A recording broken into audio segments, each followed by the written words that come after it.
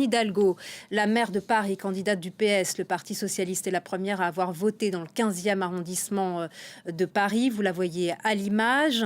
Le leader de la France insoumise, Jean-Luc Mélenchon, a voté aussi à Marseille, dans une école du 10e arrondissement, entouré par les photographes, au moment de glisser son bulletin de vote dans l'urne.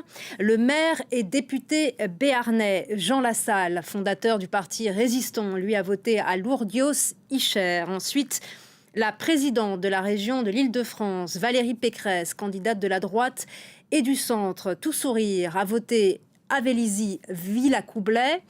Deux candidats à l'extrême gauche, Nathalie Arthaud, professeure d'économie et porte-parole de Hello, lutte ouvrière, a glissé elle aussi son bulletin dans l'urne à Pantin. Et Philippe Poutou, candidat du NPA, nouveau parti anticapitaliste, et conseiller municipal à Bordeaux, l'ouvrier licencié a voté dans la ville.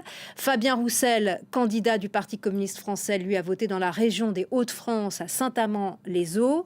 Enfin, à l'extrême droite, Marine Le Pen, candidate du Parti du Rassemblement national, elle a voté dans son fief à Hénin-Beaumont, dans le Nord.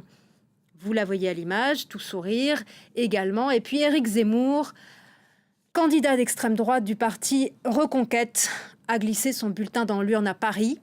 Enfin, Yannick Jadot, le candidat du parti Europe Écologie Les Verts, lui a voté dans le 10e arrondissement de la capitale. Et puis Nicolas Dupont-Aignan, candidat de la droite souverainiste, lui a accompli son devoir électoral dans l'Essonne, à Hyères, la ville dont il est maire. Le candidat de Debout la France est soutenu par Florian Philippot, qui a donc déposé son bulletin dans l'urne.